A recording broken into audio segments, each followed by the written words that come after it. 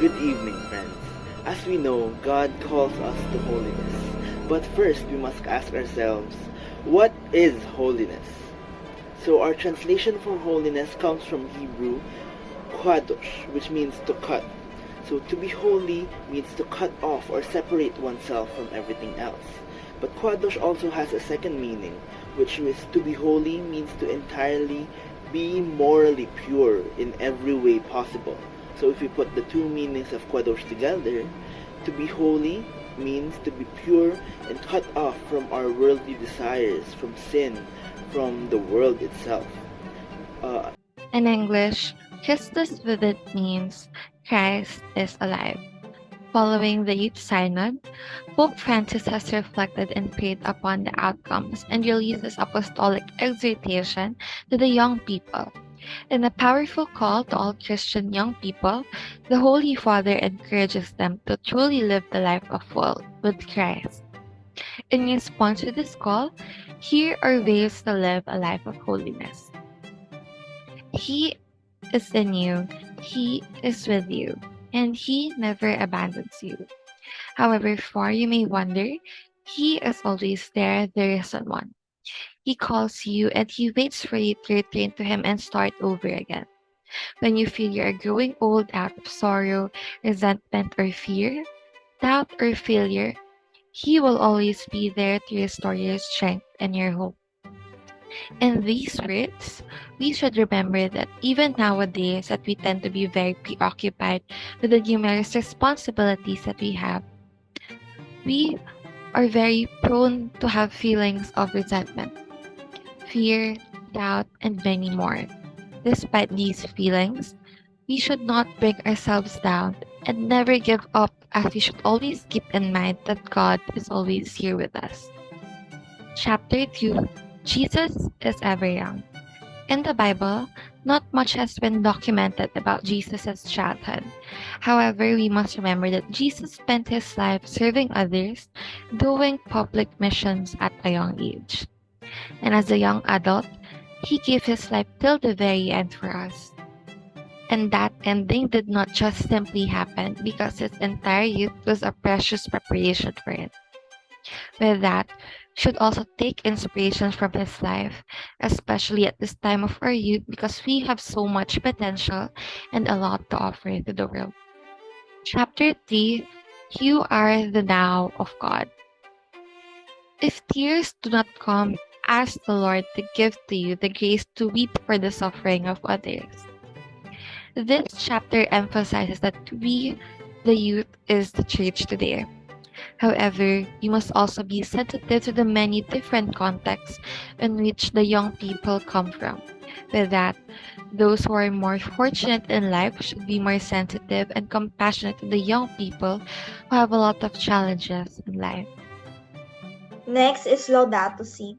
So one way to apply Laudato Si to our lives is through ecological conversion. It is the transformation of our minds and hearts toward deeper affection for God, one another, and creation. To foster connection and heal and repair our shared habitat, we must first recognize our role in the social and ecological crisis. So the following are the ways we can apply the Laudato Si movement in our lives and in our community. First is realizing that we've hurt the environment. We need to start studying the climate change, checking and reducing our carbon footprint, reducing food, water, and energy waste. So basically, knowing more about what was happening and how it could affect us, and what are the ways we can do to help. Second is confession of sin and turning to God. Pope Benedict XVI said, "Is it not true that an irresponsible use of creation begins precisely where God is marginalized or even denied?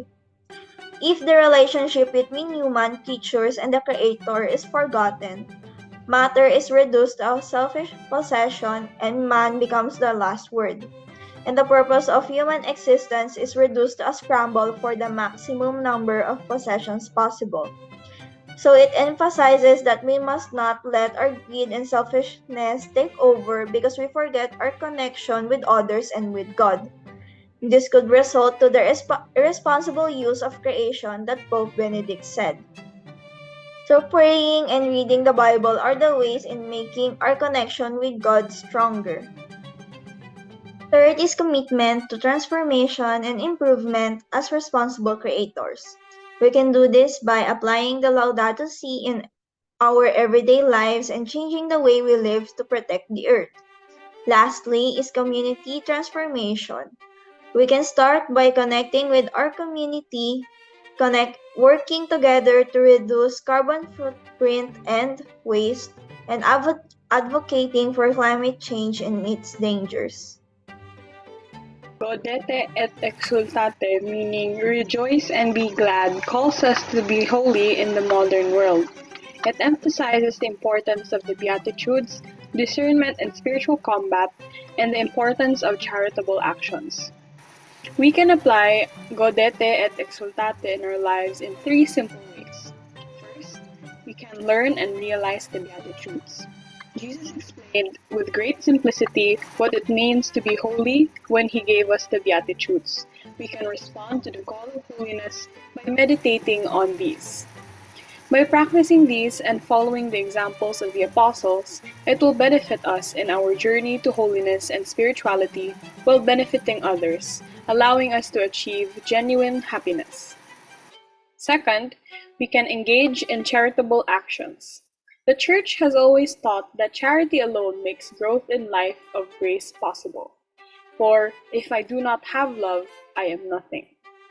In showing concern for others, the Pope emphasizes that true holiness is not achieved solely through personal piety, but it is intimately connected with our relationship with others. Charity does not require you to do grand gestures of generosity, but it can be expressed through small acts of love and kindness throughout our lives.